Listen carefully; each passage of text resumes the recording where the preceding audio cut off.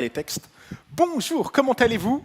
Je ne dois pas trop bouger puisque je crois que je suis filmé. Donc j'ai 4 mètres carrés où je ne dois pas aller à l'extérieur.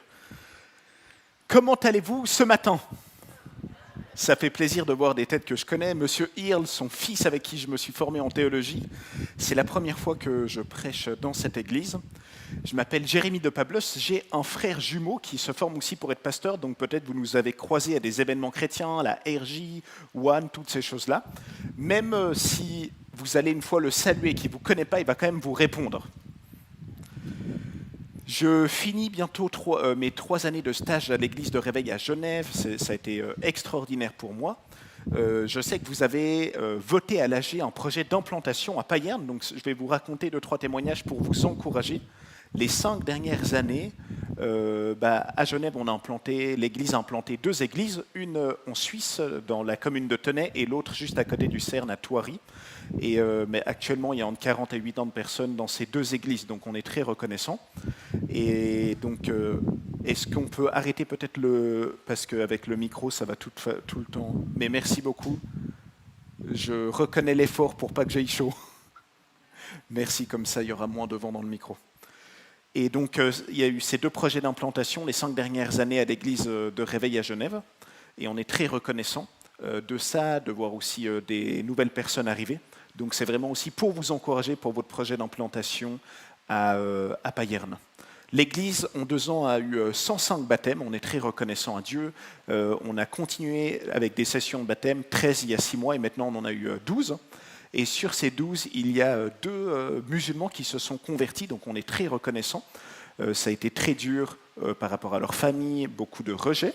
En tout cas, un. L'autre était déjà adulte, sa femme fréquentait l'église, donc ça a été un cheminement spirituel qui a été extraordinaire.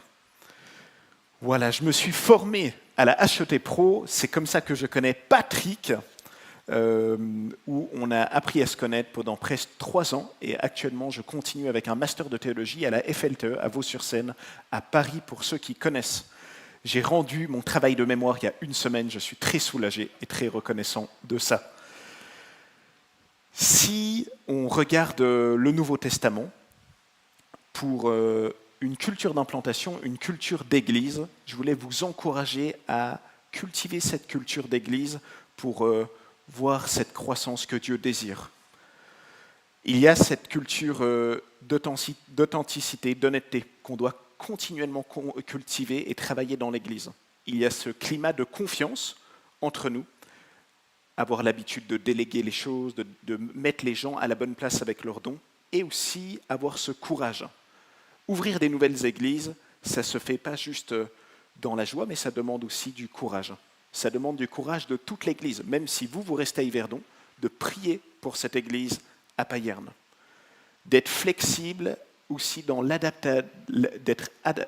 d'avoir cette adaptabilité, peut-être face aux défis qui seront là, aux locaux à trouver, peut-être des agrandissements de locaux à Payerne. Et toutes ces choses-là, on les vit en tant qu'église, même si vous n'allez jamais aller dans cette église de Réveil à Yverdon. Une clarté dans la vision et très motivé pour la mission. C'est des points, 8 valeurs du Nouveau Testament quand on voit des nouvelles communautés s'implanter. Et c'est quelque chose qu'on cultive en tant qu'Église.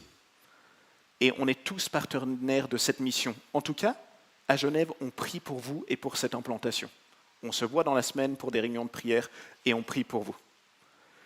Avant de commencer mon message sur l'évangélisation, le témoignage, j'avais une question pour toi. Je te laisse 2-3 minutes. Qu'est-ce que la mission pour toi? Peut-être tu as quelques mots qui viennent. Je te laisse réfléchir à ça. Qu'est-ce que la mission pour toi?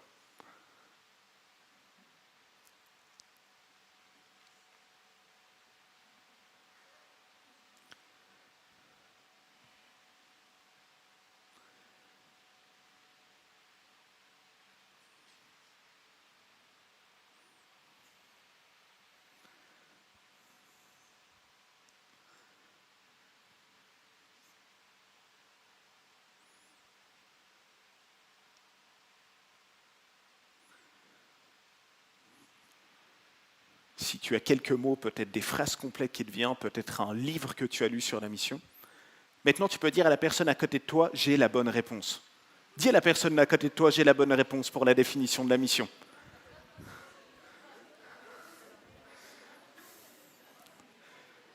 On va regarder rapidement la différence entre l'Ancien et le Nouveau Testament pour la mission. L'Ancien Testament, Dieu élit un peuple, le peuple d'Israël. Et on voit que cette élection, qui est explicitement écrite dans la Bible, en fait, il y a une mission de la part d'Israël, mais plutôt d'un point de vue du témoignage, d'un point de vue moral, par leur comportement. Leur comportement va témoigner aux autres nations. Ça va être ça la manière d'évangéliser. Mais dans le Nouveau Testament, il y a des ordres explicites d'aller vers toutes les nations, de pouvoir aller vers les autres, évangéliser, faire des disciples, implanter des églises. Donc on voit que la mission, c'est pas la même entre l'Ancien et le Nouveau Testament. Et ce matin, on va prendre 100 textes bibliques, pas parce que c'est cool de prendre des textes bibliques, mais pour que ça puisse nourrir notre spiritualité avec le Christ. En fait, on va prendre 5 textes bibliques, peut-être que tu en connais un, peut-être que tu en connais 2, et tu as l'habitude de pratiquer ça dans ta vie. Et il y en aura peut-être qui vont te défier.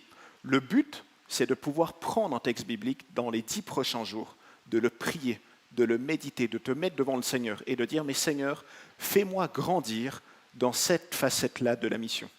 Parce que sûrement peut-être que dans ces 5 textes bibliques, il y en a un que tu vas dire « Mais ça, c'est la mission ». Et tu vas apprendre d'autres facettes de la mission ce matin. Premier texte biblique qui se trouve dans l'évangile de Jean, chapitre 20, versets 19 à 23. C'est ma femme qui va lire les textes. Le soir de ce jour, qui était le premier de la semaine, les portes du lieu où se trouvaient les disciples étant fermées, à cause de la crainte qu'ils avaient des Juifs, Jésus vint, se présenta au milieu d'eux et leur dit « La paix soit avec vous ». Et quand il eut dit cela, il leur montra ses mains et son côté. Les disciples furent dans la joie en voyant le Seigneur. Jésus leur dit à nouveau « La paix soit avec vous.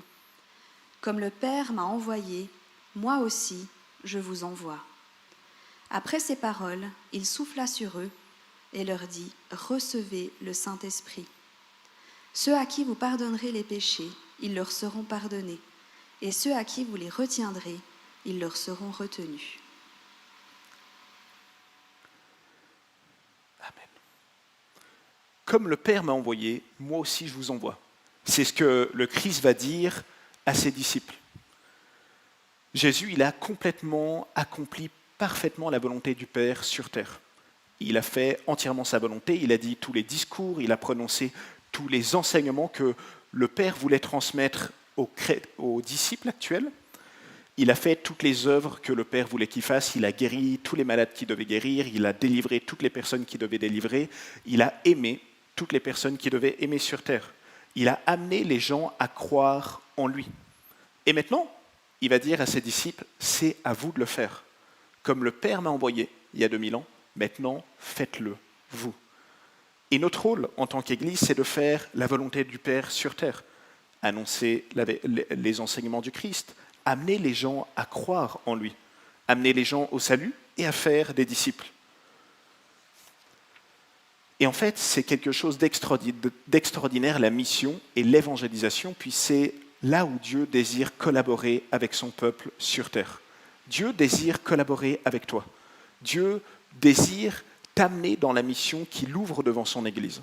Il y a comme une mission devant l'Église de Dieu et il nous dit, mais en fait, maintenant, c'est à toi de rentrer dedans. C'est à toi de collaborer avec moi sur terre pour faire cette mission. Et il y aura des réussites énormes dans la mission. Tu vas voir des gens donner leur vie à Christ, tu vas voir des personnes être guéries, tu vas voir des personnes trouver une vie spirituelle qu'ils n'avaient pas vue avant. Et en fait, il y a quelque chose de beau dans la réussite, c'est qu'il n'y a pas besoin d'avoir trop d'ego, puisque tout fruit vient de Dieu. C'est lui qui procure le fruit. Donc dans la réussite, on peut remercier Dieu. Et dans la mission, il y aura aussi des échecs. Pas de problème, pas de stress. L'Église en a fait pendant 2000 ans. Mais quand il y a un échec, en fait, c'est le moment où on peut tirer des enseignements. De dire à Dieu, mais Seigneur, qu'est-ce que tu veux m'apprendre pour ne pas le refaire, pour pas que l'Église refasse cette erreur dans la mission. Donc dans la réussite, pas besoin d'avoir d'ego. Toute la gloire est à Dieu, c'est lui qui permet le fruit. Et dans l'échec, on peut apprendre des choses. Comment mieux faire la mission à Yverdon, dans vos quartiers où vous êtes. Et Dieu nous envoie auprès de nos voisins, auprès de nos amis, auprès de nos collègues, pour témoigner de son amour. Témoigner, partager l'évangile qui est si extraordinaire. Ce texte nous dit aussi que Jésus va montrer à ses disciples ses mains percées, sa côte percée. Qu'est-ce que ça veut nous dire pour la mission? C'est d'annoncer que Jésus, c'est vraiment le Messie, mort et ressuscité, que c'est le Fils de Dieu. C'est pas juste un bon philosophe. Je ne sais pas si tu savais, mais dans l'Antiquité, où Jésus a vécu, il est allé plus loin que tous les enseignements sur l'amour de son époque. Il est allé plus loin que Sénèque, Aristote, Platon, Épicure. Et en fait, il a dit de pardonner à nos ennemis. Aucun enseignement de l'époque est allé aussi loin dans l'amour que lui. Jésus nous donne un commandement révolutionnaire au niveau de l'amour. Il nous dit, en fait, c'est la seule chose qui permet d'arrêter dans le cœur de l'homme les cycles de violence. Et Jésus dépasse tous les enseignements philosophiques et religieux de son époque au niveau de l'amour. Et en fait, les gens vont peut-être reconnaître que Jésus est un bon philosophe, mais il est bien plus que ça. Il les a tous dépassés au niveau de l'amour. Jésus, ce n'est pas juste un personnage historique qu'on marque 2026, on va marquer 2027, 2035, et de dire il a vécu il y a 2000 ans. Jésus, c'est la personne la mieux référencée au niveau archéologique de toute l'Antiquité que tu peux trouver. Il n'y a aucun doute de son existence sur Terre. En fait, il y a 42 sources historiques qui parlent de lui. Et pour Jules César, il n'y en a que 5. Et en fait, il faut amener, quand on parle avec les gens, à cette réalisation de dire, mais Jésus, ce n'est pas juste un bon personnage historique, on est sûr qu'il a existé. C'est ce Messie que tu peux connaître, avoir une relation avec lui, connaître le pardon de Dieu et sa grâce dans ta vie. Dans ce texte que je trouve extraordinaire, c'est Jésus va dire à 2 reprises que la paix soit avec vous. Comme le Père m'a envoyé, je vous envoie. Que la paix soit avec vous. À ce moment-là, il devait se dire, les gens, ils vont avoir des chocottes en annonçant l'évangile ou leur témoignage. Et c'est complètement normal de pouvoir avoir du stress, de se poser des questions. Mais ce n'est pas un problème. Jésus nous dit que ma paix soit avec vous. Et en fait, on peut tout simplement s'arrêter dans la prière. Quand on sent que peut-être la crainte vient, des doutes viennent, on s'arrête dans la prière et on se reconnecte à Dieu, on reparle à Dieu et on lui dit « Mais Seigneur, donne-moi ta paix. Donne-moi ta paix pour faire ta mission sur terre. » Amen. Et Dieu, Jésus, le Christ, va te donner cette paix. En fait, c'est intéressant puisque la paix, elle ne se trouve pas dans l'inactivité de l'Église. C'est simple d'avoir la paix et c'est très bien d'avoir des vacances, d'être sur le transat. Mais là, Christ promet sa paix quand on va aussi en mission. Dans l'activité de l'Église, dans l'activité de la mission, dans l'obéissance à tout ce qu'on fait à sa voix, dans l'obéissance de ce qu'on fait dans notre service à l'Église, Christ nous donne sa paix. Peu importe les contextes qui nous entourent, il y a une paix dans notre cœur qu'on reçoit quand on fait de la mission. On doit juste, des fois, s'arrêter devant le Christ et dire « Mais Seigneur, renouvelle-moi de ton esprit, donne-moi ta paix. » C'est ça qui me permet d'aller vers l'autre, dans ce calme et cette paix. Amen. On va prendre un deuxième texte dans l'évangile de Marc, chapitre 16, du verset 15 à 20. Puis il leur dit, « Allez par tout le monde et prêchez la bonne nouvelle à toute la création. Celui qui croira et qui sera baptisé sera sauvé, mais celui qui ne croira pas sera condamné. Voici les miracles qui accompagneront ceux qui auront cru. En mon nom, ils chasseront les démons, ils parleront de nouvelles langues, ils saisiront des serpents. S'ils boivent des poisons, ils ne leur feront point de mal. Ils imposeront les mains aux malades et les malades seront guéris. » Le Seigneur, après leur avoir parlé, fut enlevé au ciel, et il s'assit à la droite de Dieu. Et ils s'en allèrent prêcher partout. Le Seigneur travaillait avec eux et confirmait la parole par des miracles qui l'accompagnaient. Amen. De nouveau, il y a une mission, il y a une direction qui s'offre à l'Église. Une direction, c'est aussi un mouvement, quelque chose où on va aller de l'avant. L'autre chose, c'est Christ nous dit, mais en fait, il y a aussi une protection sur les personnes que je vais envoyer en mission. Ça ne veut pas dire qu'il n'y aura pas de difficultés. Il dit les gens vont boire des breuvages mortels, ça ne leur fera aucun mal. C'est pas pour ça qu'il faut le faire. Mais ça nous rappelle une autre histoire du livre des Actes où Paul est sur cette île après avoir échoué et où un serpent le mord. Et en fait, on voit qu'il y a quand même une faveur de Dieu sur son Église quand elle est en mission. Ça ne veut pas dire qu'il n'y aura pas de difficultés, il n'y aura pas de fatigue, mais il y a quand même une faveur de Dieu sur son Église quand on est en mission. Et ça, c'est quelque chose de si important de se le rappeler. Dieu est avec nous, il nous protège, il nous demande de réfléchir, de savoir comment on va faire l'implantation, mais il s'occupe aussi des choses où des fois on n'a pas le temps, où on n'a peut-être pas vu des angles morts. Il va nous utiliser dans sa mission et il y aura sa faveur sur son Église. Autre chose, on voit que en fait, dans la mission, au travers de la prédication que tu vas faire, peut-être en expliquant l'Évangile explicitement ou ton témoignage personnel, un bout de ce que tu as vécu avec le Christ, en fait, on va vivre des choses miraculeuses. L'expulsion de démons, les gens vont être libérés spirituellement, le parler en langue, la guérison, quand tu vas prier pour les malades. Et toutes ces choses-là, moi j'aimerais t'encourager quand tu témoignes de ta foi, de juste demander aux gens, mais est-ce que tu as un besoin ? Une guérison émotionnelle, une guérison physique, est-ce que tu as un besoin peut-être pour trouver un travail, un logement ? En fait, moi, je te témoigne de ma foi, et en fait, est-ce que tu as peut-être un sujet de prière pour voir Dieu agir dans ta vie ? Et même si on l'explique avec notre bouche, on partage notre foi, on peut toujours finir par dire, est-ce que tu as un besoin, est-ce que je peux prier pour toi pour quelque chose, ta famille, un lien peut-être relationnel autour de toi qui s'est arrêté, que tu as envie peut-être que ça reprenne, voilà, toutes ces choses-là. Et en fait, on amène les deux, autant la parole et autant l'intervention de Dieu. Est-ce que tu as un besoin particulier et je peux prier pour toi ?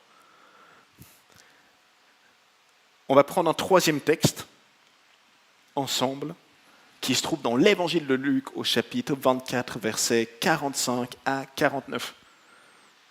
Alors il leur ouvrit l'esprit afin qu'ils comprissent les Écritures. Et il leur dit, « Ainsi, il est écrit que le Christ souffrirait et qu'il ressusciterait des morts le 3e jour, et que la repentance et le pardon des péchés seraient prêchés en son nom à toutes les nations, à commencer par Jérusalem. Vous êtes témoins de ces choses. Et voici, j'enverrai sur vous ce que mon Père a promis. Mais vous, restez dans la ville jusqu'à ce que vous soyez revêtus de la puissance d'en haut. » Amen. Je vous ai dit que j'étais marié depuis presque 2 ans et 4 mois maintenant. Et on fait des fois de la cuisine ensemble. Et là, tu te dis, waouh, c'est soit une bonne nouvelle, soit une mauvaise nouvelle. On coupe de faire de la cuisine ensemble. Et en fait, pour faire un bon plat, tu le sais, il faut qu'on suive une recette. Je ne te parle pas de pâtisserie là, juste d'un repas standard. Et en fait, qu'est-ce que la recette de l'Évangile en quelques mots ? Qu'est-ce que l'Évangile, peut-être en 4 mots, en une phrase, et en fait, on le trouve dans ce texte-là. Qu'est-ce qu'on annonce quand on parle de l'Évangile ? Ce texte est très clair. L'Évangile, c'est la mort, la résurrection du Christ. Et le pardon des péchés, mais pas n'importe comment, par la repentance. On n'est pas dans un salut universaliste qui dit que tout le monde sera sauvé. En fait, le pardon des péchés, on le reçoit quand on se repent, quand on se tourne vers Dieu, quand on lui demande pardon. Son pardon est donné à chacun d'entre nous gratuitement. Mais il y a ce besoin de se tourner vers Dieu. Donc dans la mission, qu'est-ce qu'on annonce ? La mort, la résurrection du Christ, le fait que les gens soient pardonnés de leurs fautes, mais en demandant à Dieu, en se tournant vers Dieu. Ça fait 12 ans que je suis chrétien et converti, et je vous assure, le nombre de fois où j'ai eu des discussions avec les gens et que je leur dis, mais est-ce qu'on a fait faux ? Est-ce que tu as fait faux dans ta vie ? Je crois que personne n'a osé de me dire, non, j'ai jamais fait faux. Il y a une honnêteté quand il y a un climat de confiance avec l'autre où les gens savent qu'on a besoin de pardon. Et en fait, c'est là où l'Évangile est pertinent. C'est de dire qu'il y a ce pardon immérité, complet sur tout ce qu'on fait de faux, grâce à Christ et son œuvre à la croix. Amen. Donc quand on partage l'Évangile, on partage pas juste le fait que les gens ont fait faux. Et en fait, on n'est pas là pour accuser. On partage le pardon de Dieu. On partage sa mort, sa résurrection, le pardon par la repentance. On va prendre un 4e texte qui se trouve dans le livre des Actes. Actes 1, versets 4 à 8. Si tu es dans une église charismatique et pentecôtiste, tu l'entends tous les 6 mois ce texte. Comme il se trouvait avec eux, il leur recommanda de ne pas s'éloigner de Jérusalem, mais d'attendre ce que le Père avait promis, ce que je vous ai annoncé, leur dit-il. Car Jean a baptisé d'eau, mais vous, dans peu de jours, vous serez baptisés du Saint-Esprit. Alors les apôtres réunis lui demandèrent, « Seigneur, est-ce en ce temps que tu rétabliras le royaume d'Israël ?» Il leur répondit, « Ce n'est pas à vous de connaître les temps ou les moments que le Père a fixés de sa propre autorité, mais vous recevrez une puissance, le Saint-Esprit, survenant sur vous, et vous serez mes témoins à Jérusalem, dans toute la Judée, dans la Samarie et jusqu'aux extrémités de la terre. » Amen. Ce texte nous dit qu'il y a une puissance qui est donnée à l'Église, qui est arrivée pour toute l'Église, et ça c'est un moment unique dans l'histoire de l'Église. Ce n'est pas juste pour les responsables religieux dans l'Ancien Testament, mais dans le Nouveau Testament, à la Pentecôte, c'est pour toute l'Église. Ce texte il nous dit qu'il y a cette puissance, et cette puissance, elle est renouvelée dans notre vie, cette motivation pour aller vers l'autre, cette force qui est donnée pour le témoignage par notre communion avec le Christ, par notre temps personnel avec lui, la prière, la lecture de la Bible, les temps de louange. Et en fait, le Saint-Esprit, c'est ce moteur, c'est vraiment la personne qui va nous redonner cette motivation, cette force et cet élan vers l'autre. Et ce texte est si important pour nous le rappeler, de dire, mais quand je prends du temps avec le Seigneur, quand je prends du temps avec le Christ, quand je prie, quand je loue Dieu, il y a ce moteur, le Saint-Esprit qui nous dit, mais en fait, va partager mon évangile. Il y a quelque chose qui s'allume dans notre cœur et cette motivation qui vient. Donc le premier point de ce texte, c'est vraiment ce moteur, cette motivation pour aller vers l'autre. Mais la deuxième chose, c'est que le Saint-Esprit, il nous donne aussi l'habilité, la sagesse de faire la mission. Dans les défis de la mission, quand il y aura des problématiques, quand il y aura des situations compliquées qui vont émerger, en fait, il y a une sagesse que Dieu veut donner à son Église pour accomplir cette mission. Donc le Saint-Esprit, c'est autant ce moteur, cette force d'aller vers l'autre, cette passion d'aller vers l'autre, et autant aussi la sagesse qui va être donnée d'en haut pour faire la mission. Comment est-ce qu'on peut mieux aimer? Comment est-ce qu'on peut mieux rejoindre l'autre? Et le Saint-Esprit, dans tous ces défis, même si vous savez comment on fait l'Église, une équipe de louanges, une bonne équipe d'anciens, des équipes motivées pour l'enfance, quartier libre, il y aura des défis où le Saint-Esprit va donner des réponses qui seront adaptées au contexte. Dans la prière. Donc Dieu donne par le Saint-Esprit cette habilité, cette sagesse de faire l'Église aussi, dans des circonstances et des temps aussi particuliers.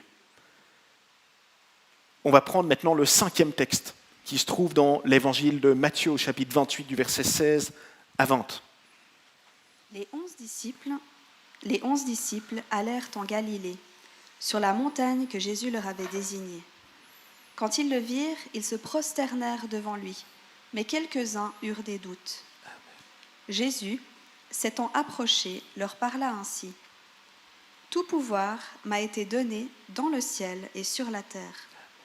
Allez, faites de toutes les nations des disciples, les baptisant au nom du Père, du Fils et du Saint-Esprit, et enseignez-leur à observer tout ce que je vous ai prescrit. Et voici, je suis avec vous tous les jours jusqu'à la fin du monde. » Amen.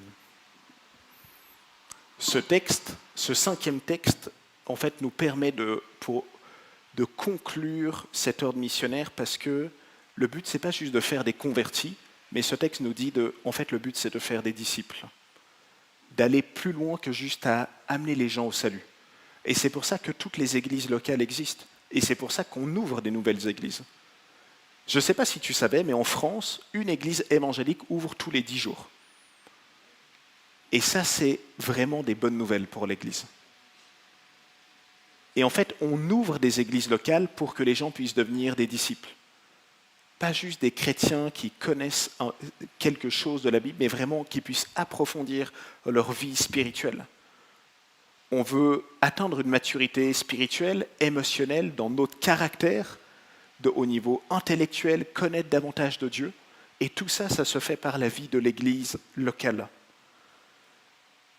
Donc ce texte nous dit, ok, allez, faites des convertis, mais qui puissent devenir des disciples matures, par toutes les activités que l'Église propose les groupes de maison, les cultes le dimanche, les groupes de jeunes, tous les événements qui sont faits à côté de l'Église, la RJ, toutes ces choses-là, qui vont permettre à cette maturité chrétienne de se développer.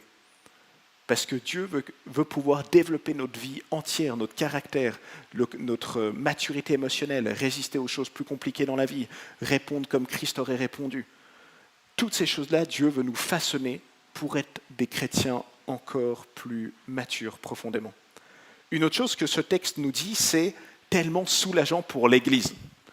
Jésus qui dit « Tout pouvoir m'a été donné dans le ciel et sur la terre ». Jésus a toute autorité dans la mission. Pas de souci. Et on part depuis cette vérité pour aller vers l'autre. On part depuis cette vérité pour implanter une église. Jésus a toute autorité, il contrôle toutes les choses. Il y a un socle stable qui ne va jamais bouger. C'est l'autorité complète du Christ. Et on part depuis là pour implanter une église. On part depuis là pour évangéliser. Dieu est souverain, il contrôle les choses. Même si on est dans des contextes peut-être géopolitiques tendus, Dieu est complètement souverain. Dieu est souverain. Et ça nous donne une paix profonde pour faire la mission, pratiquer ce que Jésus nous demande de pratiquer.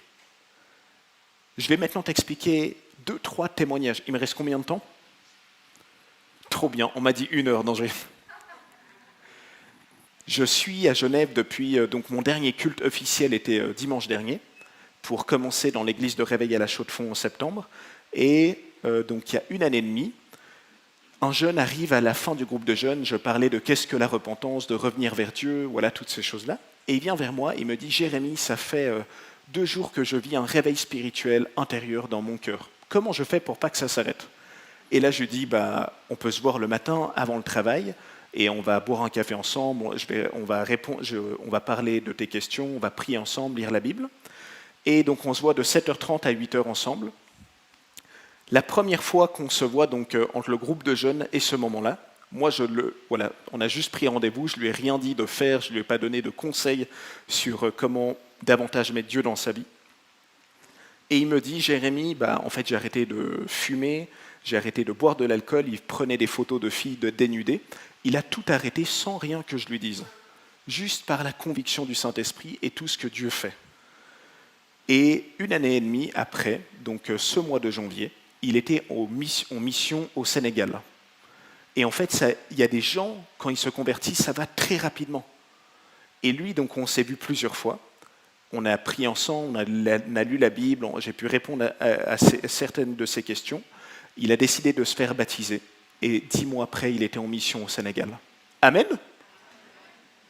Et on voit des choses comme ça se passer qui sont extraordinaires, quand Dieu vient vraiment agir dans la vie des gens. Je vais vous expliquer un autre témoignage qui s'est passé pour un de mes anniversaires. On a pris un temps de louange au début d'une soirée d'anniversaire. Et voilà, la soirée passe. Et je vois quelqu'un que je ne connais pas à mon anniversaire. Et là, j'allais gentiment dire à cette personne, c'est le moment de partir. Et je commence à lui parler, il me dit, tu veux vraiment savoir pourquoi je suis là ? Et je lui dis, volontiers. Et il allait dormir et il y a une présence qui est venue dans sa chambre. Il est sorti de chez lui et il a entendu la musique. Et il est venu à notre anniversaire. Et là, j'étais là, Dieu, il met tout en place, là, c'est le moment de témoigner. Et là, on lui parle de Jésus et il accepte le Seigneur dans sa vie. Amen. Et il y a des moments où Dieu met tout en place pour juste rentrer dans son œuvre. Mais notre rôle, c'est de rentrer dans les portes ouvertes qu'il a devant nous. Je vais encore vous raconter un témoignage qui s'est passé dans ces 105 baptêmes en 2 ans à l'église de Réveil de Genève. Il y a une dame qui vient au cours des baptêmes et en fait elle se pose dans la salle et elle a été guérie instantanément sans qu'on prie pour elle. Elle est juste venue, elle s'est assise et après, à la fin du cours, elle est venue vers nous, elle a dit « Juste que vous sachiez, je me suis assis, toutes mes douleurs de dos sont parties et elle a été complètement guérie. » Amen. Ça, c'est quand l'œuvre de Dieu nous dépasse. Et ça, c'est quand on rentre en mission, dans la mission qu'il a préparée d'avance pour nous.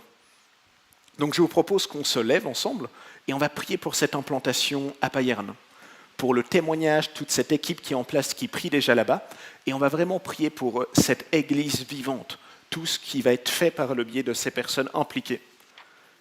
et tu connais peut-être leur nom, tu peux prier spécifiquement pour eux. Élevons nos voix ensemble là où on est. Seigneur Jésus, on te prie, Père, de poser ta main. On te prie, Jésus.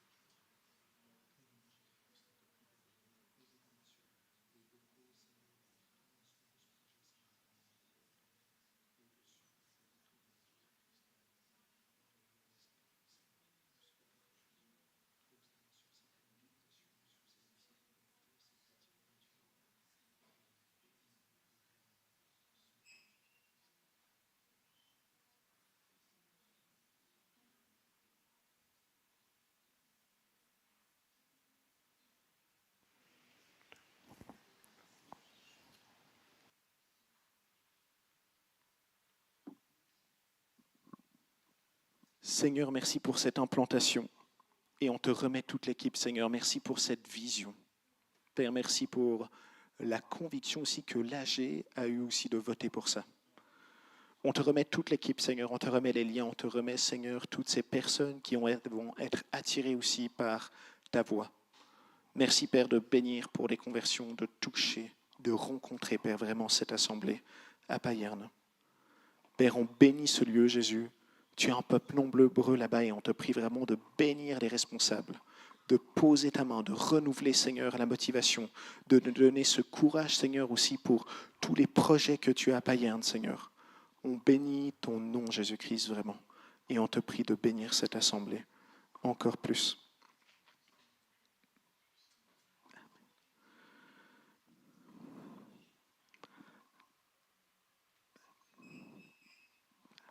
On va continuer avec un temps de prière pour les malades et la guérison. Est-ce qu'il y a certaines personnes qui aimeraient qu'on prie pour eux et pour elles? Maintenant, juste levez la main si c'est des problèmes physiques. Vous, madame, est-ce qu'il y a d'autres personnes? Laissez bien haut votre main. Trop bien. Et j'avais juste certaines paroles. Je voyais une femme avec des problèmes de cheville. Est-ce que cette personne est là? Femme avec des problèmes de cheville. Vous, madame? D'accord, super, on va prier pour vous. Voilà, et tout problème de migraine, des gens qui ont peut-être des migraines de manière régulière, est-ce qu'il y a des personnes qui se sentent concernées? Vous, toi, trop bien. Est-ce qu'il y a quelqu'un d'autre? Vous, trop bien. Et alors, levez la main, ceux qui ont envie qu'on prie pour eux, vraiment levez la main bien haut. Vous aussi, les gens qui ont été cités, madame, si vous l'avez compris pour elle, vous aussi. Et maintenant, les gens qui n'ont pas la main levée, dirigez-vous vers ces personnes qui ont la main levée et posez la main sur votre épaule. Déplacez-vous. Les gens qui veulent qu'on prie pour elles, laissez bien haut vos mains. Laissez. Et les gens autour, déplacez-vous. Maintenant, vous êtes les équipiers de prière. Vous pouvez vous déplacer de vos rangs, laissez bien haut les mains et les gens maintenant vont venir vers vous pour prier pour eux. Trop bien. Il y a encore 2 personnes devant. Est-ce que des personnes peuvent se déplacer pour venir devant? Laissez bien haut votre main, monsieur, avec le t-shirt perroquet. Trop bien. Et une autre personne, 2 personnes encore devant peuvent venir. Vous derrière, trop bien. Quelqu'un arrive. Et on va prier tous ensemble pour vous.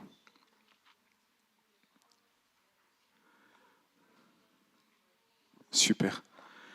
Et maintenant, on va prier de manière simple. On va juste demander à Jésus d'agir dans les corps et de toucher vraiment les corps physiques. Élevons nos voix, on demande juste à Jésus d'intervenir. Seigneur, on te prie pour ces guérisons-là. Seigneur, on te prie pour une percée, Seigneur. Tu vois ces problèmes physiques, Seigneur, on te prie pour une guérison, Seigneur, complète. On te prie, Seigneur, au niveau de Seigneur, si c'est des problèmes au niveau osseux, viens restaurer, guérir entièrement, Jésus. Si c'est au niveau des ligaments, des muscles, viens agir, Seigneur. On te prie de ressouder, Seigneur, les ligaments qui ont peut-être été fissurés.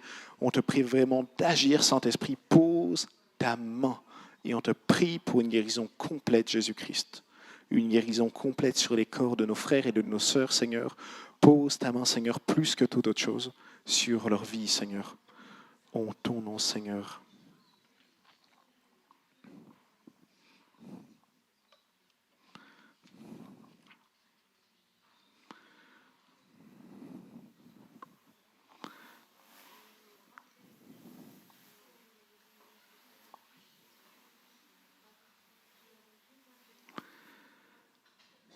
Seigneur, on te remercie, Père.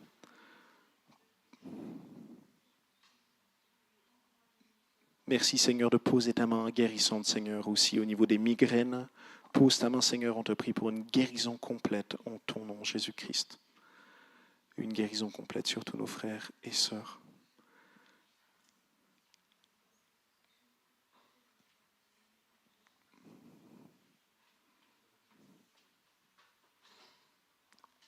En ton nom, Jésus-Christ. Amen. Amen, amen, amen. On peut applaudir Jésus pour ce qu'il fait trop bien.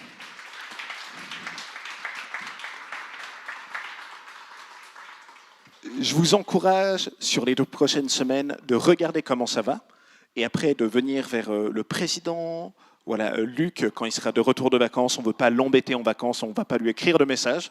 Mais voilà, si vous avez été guéri, partagez-le aussi à l'église. C'est toujours très encourageant. Je vais finir en vous présentant avec mon frère jumeau. On a eu la chance où on nous a demandé d'écrire un livre sur le témoignage personnel qui est juste là. Et on en a pris quelques exemplaires qui sont sur la table ici. On peut le payer par Twint. Cash, ça va être compliqué, j'ai oublié de prendre de la monnaie. En fait, c'est un livre sur comment évangéliser de manière quotidienne, auprès de notre famille, dans notre sphère de travail, peut-être dans nos loisirs ou dans notre quartier. Et c'est vraiment un livre qui se veut pratique. Tous les chapitres sont construits de la même manière. Il y a un côté théologique, après il y a des témoignages qu'on a vécus et des questions qu'on peut se poser sur comment mettre ça en pratique dans notre vie. C'est super pour des groupes de maison. C'est super aussi si tu bois un café avec une amie, un ami, et tu peux lire ce livre et vous poser des questions mutuellement. Il y a un côté charismatique, vu qu'on parle des dons de l'esprit aussi dans l'évangélisation, la prière pour guérison, l'écoute de Dieu, toutes ces choses-là, comment on peut mettre ça dans notre vie, en route pour pouvoir bénir les gens autour de nous. Voilà. Et normalement, il n'y a pas les témoignages que j'ai dit ce matin, comme ça, c'est que des nouveaux témoignages. Trop bien. J'ai fini.